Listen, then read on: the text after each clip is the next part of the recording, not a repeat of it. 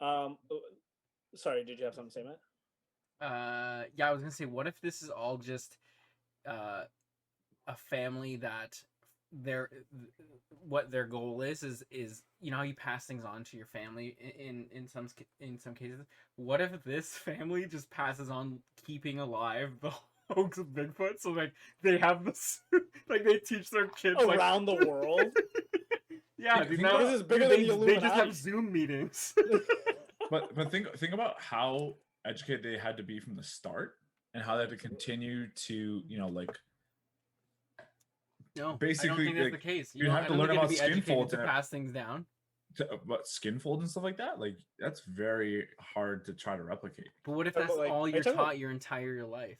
It's Sorry. true. That's fair. That's fair. Are you talking about Bigfoot's foreskin folds? Yeah, so his schlong was so big that he used to drag in between the 6 foot strides, right? So there's like a big line down the middle. You're like, what is this line? And Very that's, much why, It had a tail. Yeah. that's why when they had an adolescent footprint, they're like, "There's no line." He's a little kid. So Sorry, I stand corrected. Okay. It might be we know more about the moon than we do about the ocean, not Okay. space entirely. But I stand Fair corrected if that's the case. Now I know we kind of got deep into this, but I want to dial it right back to the beginning, kind of. just don't cut out this time. Fuck, no promises, man. Bigfoot's trying to cut me out because I'm fucking outing him, and he's like, "Yo, it's just gotta be." It's true. So yeah. It's true. He's our 8th viewer. Okay, so for people who are unaware and maybe just kind of think that Bigfoot is just this spontaneous creature of myth in cryptozoology and whatnot, but there was a real live animal called the Gigantopithecus. I don't know if you guys know about that. It's what they call me in bed. Shrimp wonton? No, that's not no, a Gigantodictus. Gigantodicus, baby. Just kidding. No one's ever called me that. So hard to take ourselves seriously. We know. No, but the Gigantopithecus was this giant ape, this giant great ape, like orangutan-ish esque. Is it orangutan or is it orangutan? Orangutan, because he drinks tang all the time. So Oh, I thought you said tank. and he's orange. Orangutan. Orangutan. Anyways, okay, so this Orange this tank. this Just giant gets like great worse ape. and worse. Yeah, Yeah. we're going straight downhill. This giant great ape lived, fuck, I don't even remember, thousands and thousands of years ago, and it was Where Like did he live? when Like the Earth- Meadowville Town Center? Or? When the Earth was first created, you mean? that's right.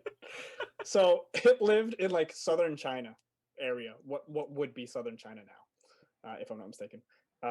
This thing measured like 10 to 12 feet. Like this thing is giant, and this is back in the day when there was that land bridge between, again, what would be Russia and North America. There was land connecting there, and most animals migrated across, and that's how you got a lot of things. Even some people.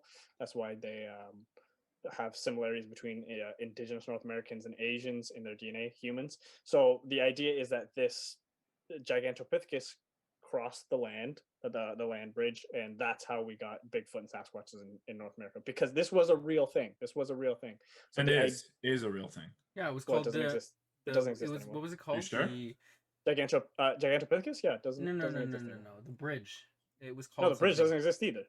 No, the bridge was called something. Where when You're thinking of Pangea. Yeah, Pangea is the bridge is not Pangea. Yeah, it's different. It's No, different. I know. I'm saying that there's a name for the bridge. Anyways, The Bering Land Bridge. That's what I was saying. Yeah. Yeah. Anyways, Isn't the Korean tundra escarpment? anyways, it's not such a far-fetched idea for this Gigantopithecus to be traveling throughout the world and evolution throughout time, creating what would be Bigfoot today, right? Like that idea alone is not so far. I I agree. prefer to call him skunk ape.